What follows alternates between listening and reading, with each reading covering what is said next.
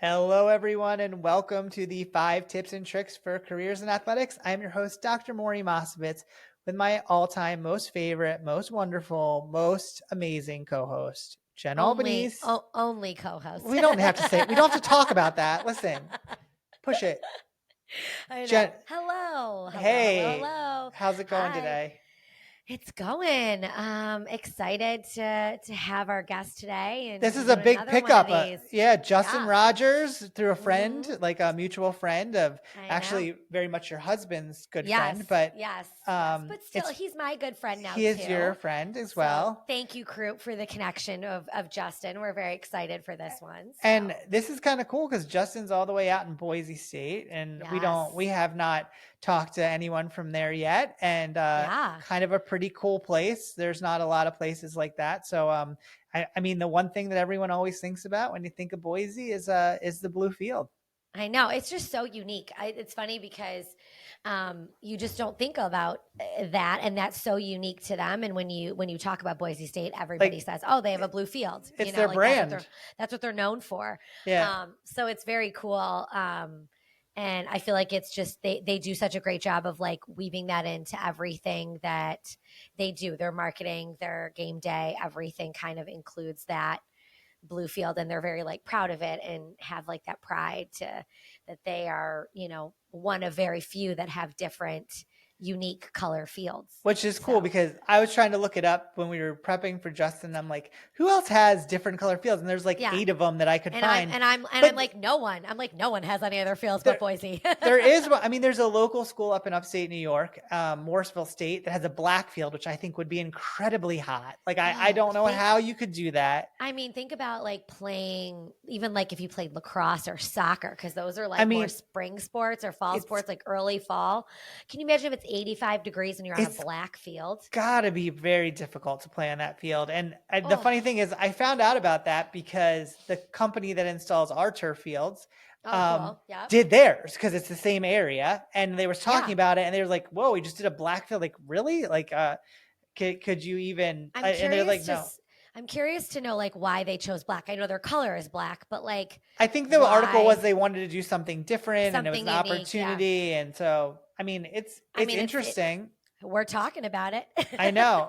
And then, I mean, I looked up the one that was, I guess Eastern Michigan has gray in their field. Like their field's primarily gray, but their colors are green and gray. So they're more gray field than green. So that's kind of, but that's kind of like but no one ever talks about that. And then, Coastal Carolina. I was going to say, didn't you say, aren't they like aqua or something? It's like aqua, but it's very close to green. So I feel like maybe they don't get, and didn't we play a bowl? I feel like I remember one of our teams play like a bowl game or something there. I remember like watching a bowl game or something there. Yeah. I feel like that's when you see it. If everything is, if you're on TV, that's where you would see the unique colors and fields and that kind of stuff. Yeah. They said there's like some other ones that are like D2 or D3 schools that have other blue fields, but the one that you always think about is Boise for State. Sure. They market it. Yeah, it's unique. It's cool. It's something different for them and gives them an identity that's different than everybody else. So, similar to like, different stadiums that people have and, different color fields is unique. So very cool. Them. I know. It'll be cool. I'm sure Justin will bring it up. How can you not? Or he's sick of talking about it one way or the other. True. Exactly. Well, with that, we should get to Justin, and we'll hear from him after these messages. Are you a loyal 5 Tips and Tricks podcast listener? If not, now is the time to start. Get all your info and fun content on the podcast by following us on all our social channels at @AthCareerPod. The 5 Tips and Tricks podcast is a part of Athletic Career Consulting. Make sure to reach out to us. The one-stop shop for everything is our website, www.athcareer.com. Remember, follow and like us on @AthCareerPod, rate and review us, and get all your info at www.athcareer.com. Okay, everybody, welcome back. Maury, would you like to introduce our guest today? Absolutely. Today's guest began his journey in sports business after earning a bachelor's degree in finance from St. Joseph's University in 2012. He got his start in the industry as a group sales account executive with Spectra before moving into college athletics with roles at the University of Houston and the University of Alabama, where he also completed a master's in sports business management. And then he went on to the University of Texas at San Antonio. In 2021, he joined Boise State Athletics, where he steadily advanced through key leadership roles, from overseeing ticket sales and service to driving fan development and revenue generation, and now leading resource development as assistant athletic director, as well as leading all development operations for the Bronco Athletic Association. He brings over a decade of experience and proven track record in college athletics and revenue strategy. Welcome, Justin Rogers, to the podcast. Welcome, Justin. Hi, Justin. Thank you. Hi, Jen. Hi, Maury. Thanks so much for having me. We're very excited that you got to do this. We got connected to you through a friend of ours. It's always fun when we have people in common that can connect us, and got to go out there at Boise and hear all about what you're doing. Yeah, connections. It's pretty interesting, right? You mentioned I'm all out here in Boise, Idaho.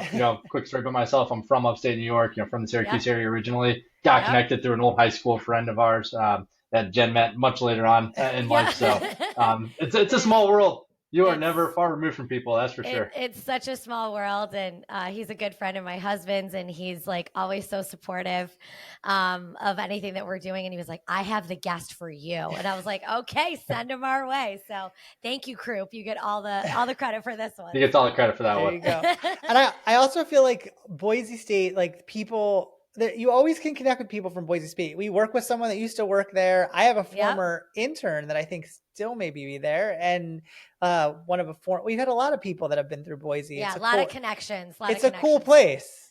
Yeah, it's a really cool place. One of the things I really enjoy and appreciate about being here is that it's a really unique brand. It's like we have the blue turf, so it's all zany, wacky, fun. But at the same time, it's like if you're kind of getting our identity, it's very much a school that's got to do more with less. And a very blue collar mentality, and we got to roll up our sleeves and get things done. A lot of times, whether it's your direct job or not, you just got to figure it out. And it seems to work though. Yeah. Oh yeah. No, I feel like here, like there's like 3 bullet points on the job descriptions that just repeat the same thing, just to really kind of hammer it home. So, but yeah, so I think it's a really cool place to be, and produces a lot of creative thinkers, with a strong work ethic. And I think that's something that I think a lot of folks can benefit from. Well, with that, we're diving right into it. Let's get your first tip or trick. Yeah, great. So right off the hop, kind of piggyback off that is to tell your story. I think that's something that, and when people hear that, I just want to be clear, it's not necessarily that you need to tell your life story to everybody you meet. That's not really what I mean. What I'm really much more talking about is, especially as you're getting started in the industry, you're thinking about, what is it that I do, right? What is it that this organization depends on me to do? And how do I make sure that I'm measuring it, right? I'm tracking the results of it all. And then also I'm stepping up and communicating what's going on. So really trying to tell the story of like, all right, so here's the things that I'm assigned with doing that this organization needs me to do in order to be successful. And to be able to, kind of define your own expectations, right?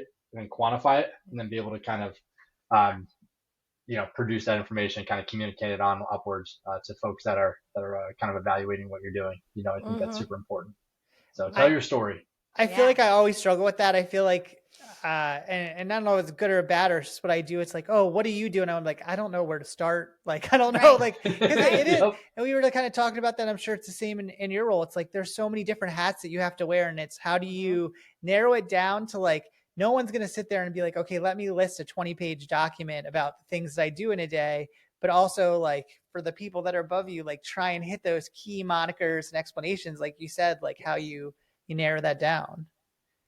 Yep. And I think it's important to ask questions, right? It's important, especially I think about roles I've been in the past where maybe I've felt overwhelmed, but I felt like a lot's been thrown at me, and it's trying to sift through everything, saying, okay, I feel like I've got a dozen different things that I'm supposed to be doing, but what's the most important thing, right? And it's okay to ask questions, right? Like ask questions to your supervisors, and make sure that you're like I say, clearly defining those expectations, and a lot of that will help guide you, to kind of what are the important things that you need to be focused on. Yeah. I like that. I was laughing with someone today about, because, obviously you always have new people coming into the department and they're like, oh, what do you do? Like you said, Maury, or like somebody thinking somebody else does marketing or somebody else does social or somebody else does creative. And it's really important to be able to kind of have that 1 minute, like, hey, this is what our department does, or this is what I do, to just educate people too. Cause I think you just assume everybody knows, hey, yeah, I'm I oversee fan experience. That you just think that they know what that is, or I do ticket sales, or I do facilities. People don't understand that specifically. So having that to be able to, define for people, I think is really important. So. Yeah, and then even kind of broadly speaking too, right? You think about it as your career develops, right? And then you Mm-hmm. start getting a position where maybe you've got some people that you're starting to managing and oversee, and then when you think about that, you think about team culture, right? Kind of Yep. what's making this thing go. I mentioned, kind of, we're a little bit unique here at Boise State, I think, just kind of from a brand identity perspective. So we're big on incorporating that into how we operate. And then when you're overseeing people, that means you're also going to have some turnover, Yeah. or maybe you're just welcoming new team members as additive positions, and that's great.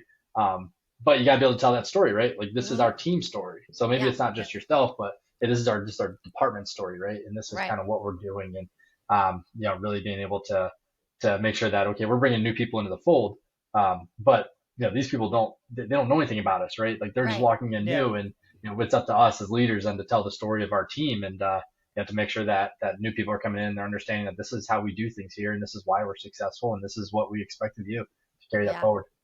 That's I great. I would laugh because you don't know my father, but Jen does. He always wanted me to do Toastmasters, which I always thought was a weird thing. Yeah. And so I don't even know if Jen knows what Toastmasters is. It's like, but they talk about elevator pitches. Like I didn't Yes. do it, but I read a book one time about it just because Yeah. but like it's like, how do you develop your elevator pitch? How do you like be able to Yep. explain somebody in a time that you go from like one section of the elevator to another? And that's honestly, it sounds kind of easy, but it's not a simple not. task. It's not easy, man. It's not at all. That's stuff that takes practice and repetition. And Right. Yes. Toastmaster does some different things, but I think Yeah. the point of it, right, is like you don't get this sort of practice in your job. Right. Like, you don't No, do it's this not. all It's the not a time. natural So, thing. It's part of doing your everyday job. So, no, that's awesome. and then you get put on Okay. the spot. Exactly. Yeah. I know. With that, number 2, what do you got? Yeah. So I think for anybody that's starting out, I think, and this is maybe that you mentioned, I have a bachelor's in finance, so I'm a money person. I'll admit it. But I think study the money. So no matter what department you're a part of, like you're all making a financial impact. So I think it's crucial that once you kind of get your feet under you, start getting the swing of things, start going, okay, what now I understand the expectations in terms of what I'm supposed to be doing, but now you got to start kind of showing, kind of the impact, right? And if you can understand through your department, I don't care what department you're in, whether, maybe it was easier for me starting off in sales. I oversee some departments now that aren't directly generating revenue, but we do sit down and try to figure out, okay, what's the monetary value of these things that we're doing. We're seeing events now, right? And it's like, okay, well, how do we try to put into something here, about the value of this event, and should we continue to do it, right? Is it a net positive for us, right? Or is this a money drain, or is this a drain of our staff's energy and resources, right? Like it's all that sort of stuff where I think when you can really study the money and understand things, that's where you can kind of identify, okay, where can I make the biggest impact possible, which then ties back into telling your story as well. Mm-hmm. Well, I think people forget too that this is a business and we're here to make money. And like you said, every department, whether it's directly or indirectly, affects revenue. So, like you think about maybe facilities, like, you're not going out there and picking up the phone and trying to sell tickets or sponsorship, but the production of the game and the way like Maury manages, capital projects and all of that, it interacts with revenue and money. And so I think people forget that every department has an impact on that. I mean, it's not hard. It's either money in or money out. There's only Exactly. two options. True. You're either bringing it in or you're taking it out. And if you're bringing it in, you're trying to do it more. And if you're taking it out, you're trying to do it less. And that's really the name of the game. And I feel like a lot of people are like, oh, it's just how it works. And the better you get at figuring out how you bring in more and how you stop bringing less out and do the most with it is like, it's kind of how you have to manage those budgets. Like it's that's a very simple way of saying it, because it's definitely not easy. Clearly you Justin knows that, but that's the simplicity. Like that's the simple thought of it. And I think a lot of people, and we've talked about it before, get lost in forgetting that, like, you got to manage what side of you're on and how are you making that work. Yeah, or if you're on the money outside of things, it's like, what type of savings can you deliver on? Exactly. Right. Like there's always a way to put things in monetary value. Right. You just have to think it through a little bit, be a little bit creative, right? Right. Well, like you said, do more with less. Like I feel like everybody is challenged with that. Everybody. I mean, it doesn't really matter what school you're working at, or what, even if you're at a professional level, like what can you do with less to but still do more, still make it better, still do bigger, still do better, but don't spend as much money, And then, well, if you're at a professional, you got owners that you got to report to, right? Right. So they don't want to Exactly. see you doing less. Right. Exactly. In the same way, if you're external or internal, you have to look at it and say, and you brought it up, what is the, here's the expense that it costs for us to do this. What are we gaining from it? And how are we making that a net positive? And if you can't look at that, and, you need both sides to make that work. The more, like, I look at it, the more for my partners on the external side that I can help make it less expensive, but more impactful, the better that is for their rate of return. So it's a big group project, no matter what you're doing with it. Yeah. Yeah, 100%. I'd even say with some of our student life program that we do, so we have a great team that does a lot of awesome stuff there. It's like they're doing stuff where, I get it, right, on a budget, right? Yes, this is a money out sort of thing. But I think they do a great job of trying to sell the benefits of it, though. Yeah, exactly. So maybe there's not an exact hard dollar that you can assign to it, but what they are doing is coming back and saying, here's all the positives from it, though. Right. So here's why we should continue to do this, or maybe they want more investment in it, right? Because they have other ideas on additional benefits that we could draw if we had some more resources for it, right? It's just that mindset of making sure that you're kind of thinking things through that lens. And from a bigger campus perspective, and is like, how does this help enrollment? How does this help with the community engagement? Like, I think of Boise State, like, clearly you guys are such a huge part of your community and the impact that has. And so what's that return about developing programming around it? And you kind of have to, and it's not easy. It's not easy to figure those intangible values that are in it, but you still have to work out those benefits to be an operational unit. Right. Or saying, hey, we made sure that we doing some sort of life skills development, program for our student athletes. And we made sure to bring in certain employers from the community, right, who are supporting us. But because of that, we were then able to set up a fund that could help, sustain this department through philanthropic giving. And because of those key relationships that we already had, we were able to kind of further develop them and, turn it into even more, revenue generation. Into a generator. Right. Yeah, exactly. Exactly. It's pretty cool stuff. Awesome. Okay. That's an awesome one. What do we got for number 3? Yeah. Be a problem solver. So it sounds simplistic, but I think you mentioned it, Jen. Everybody's trying to do more with less right now. That is what this entire industry is tasked with. And so we all have problems. We all don't have enough money to fix everything we need to do, or hire all the staffing that we need to hire to meet the expectations that are set for us. Like, we're all facing issues. I think, as managers, as leaders, right, the last thing you ever want to hear is just people bringing up problems. It's like, chances are you're bringing up a problem that I already know about. It's not a surprise. So it's like, now you're just kind of wasting time. So make sure that whenever you bring up a problem, bring 2 potential solutions. I think that's a great example. I love that. Yep. I typically come up with one that's maybe more pragmatic, and then maybe one that's a little bit more dramatic and out there. Just to try to test the waters here. Like, hey, how much of an appetite is there to fix this thing? That's pretty cool. Just bring, so one, don't just bring problems, bring solutions. And I recommend bringing a pragmatic solution and a reach. Which one goes first when you present, the reach or the pragmatic? Depending on the audience, I'll say that.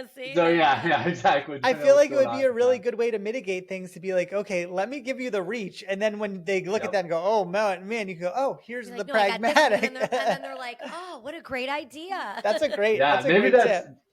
Honestly, and I didn't even think about this. You think I would have thought more about this stuff beforehand, but that probably goes back to my days as a sales rep. Like, you have a prospect that you're making a pitch for. It's like, pitch the highest thing first. Yeah. That way, then when you come back and pitch the pragmatic thing, it's like, oh, well, that looks a lot better. You just said, hey, this is something for $10,000, and you're going to come back at something at $5,000 or sorry, Yeah. $500. Yeah. Which you wanted, which was the first That thing one. you wanted to sell anyway. Anyway, right, That's the the thought one that you were you're gonna trying to sell. I'm pretty sure my real estate agent got me on that trick here. You know, to buy a house because of that. So, but I'll give her a lot of credit. She was really good. So, but yeah, so I think it's just a good little tip there. Kind of No, it's a great tip. And I mean, Jen and I have talked about this many times. Like, you don't want somebody walking into your office that it's just, here's the problem, and it's like, okay, I have no thoughts on it. It's just, I'm just going to hand you these issues, and it's probably the worst like one-on-one meeting you can have with one of your people you supervise. It's like,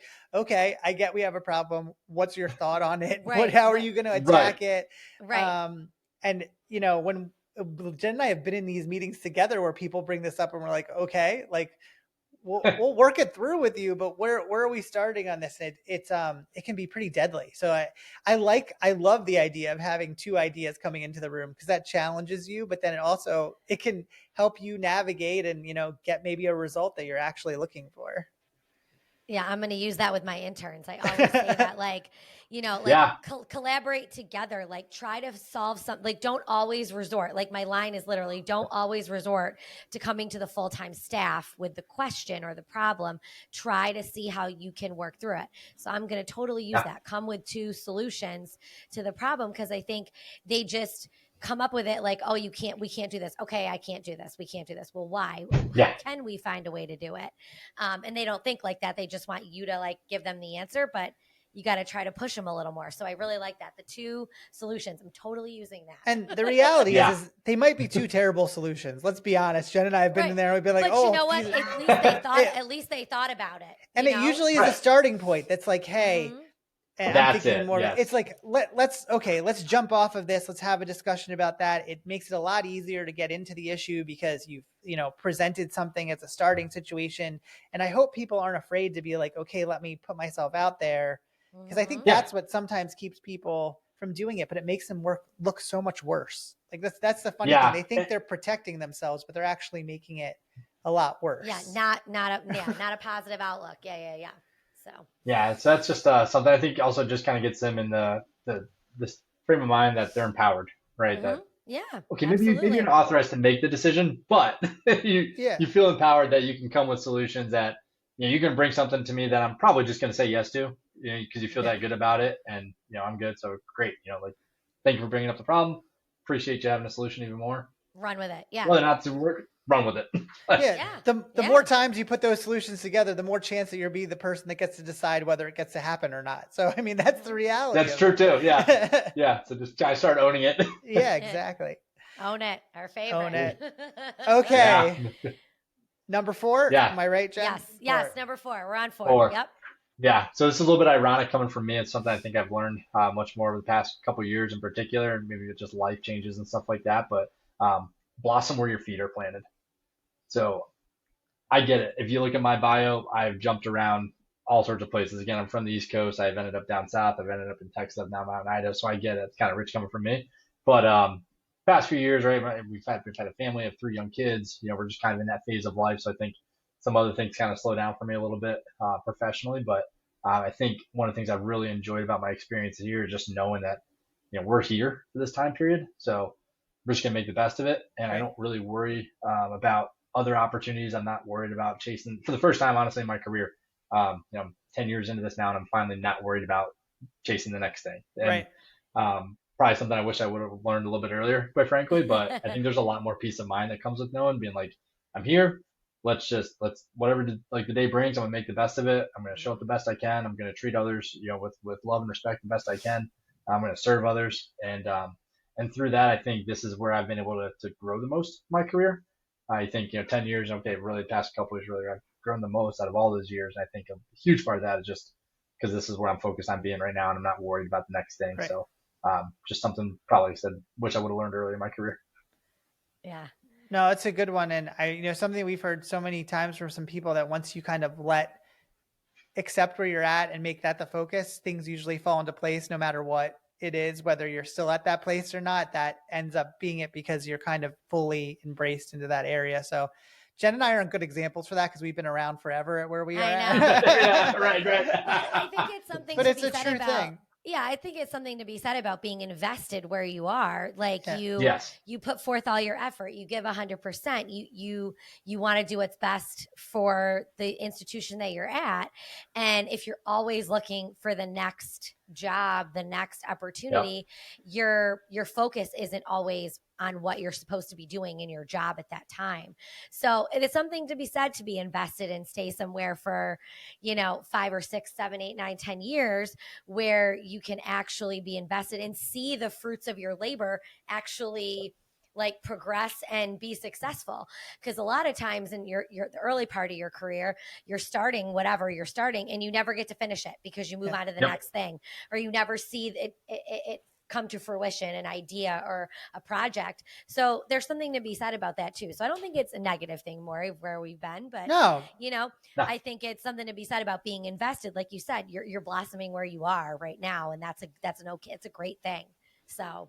And it doesn't mean just because you move on to somewhere else, you weren't invested in that place. Right. But let's all be honest. Like there's people that have come there, and I've been around people where I'm like, they're not really here. And I think that's what Justin's saying. It's like, exactly. You're fully present at that place. And I don't have any animosity whoever had come through, our institution and then went on and became successful somewhere else too. But I do remember those people that were invested and like implanted themselves in the community for whatever amount of time they were there. And I think that is genuine and makes a difference. And those are the people that I still stay in contact with when they do leave. Exactly. That's true. Those are the best contact you make. Yeah, it's that investment piece, I think, is what the key is. Yeah. The investment of where and also too, I think it's maybe not always in the place too, but also in your role, right? Where it's like, hey, this is your role today, right? It doesn't mean it's gonna be your role 10 years. It won't be your role 10 years from now, probably not. But so it's like, things change, things evolve. But if you're doing things well, right, and you understand again, you understand what you're tasked with, you understand the expectations, you understand what the target is, you're tracking, you're measuring, you're excelling with what you're given. I don't care what it is you're given, just excel with that, right? And be grateful and be appreciative. There are so many people who want to work in this industry who quite frankly can't get in, right? It's like we get to do this, so have that gratitude, really kind of be rooted in that. And then I think it's maybe a little bit, probably not surprising. This is a place where I've been able to earn more duties, more than any other place so far along my career. It's probably because of that mentality that, hey, whatever I've been given, whatever I've been tasked with, and sometimes I'll be honest, sometimes I don't even like love the thing that I'm tasked with, and that's okay too. I still get to do this, right? It just comes with the territory because there's all this other stuff that I do that does fill my cup, right? Exactly. So, but whatever it is, you kind of treat it with the same, like I said, the same attitude of gratitude, and you just kind of get after it. Awesome. Yeah. Okay, we're at the big one, Jen. Throw it out there. All right. Okay. So Justin, what do you know now that you wish you knew then? So what do you know now at this point in your career that you wish you knew when you first started? I think the power of relationships. You mentioned we're sitting here today because of somebody that I met when I was like 12 years old, right? So, Jen, I met your husband, I think I was probably 15 years old. Like, it's like, it's like before me, you've known him longer than I've known. No, I'm never going to say that.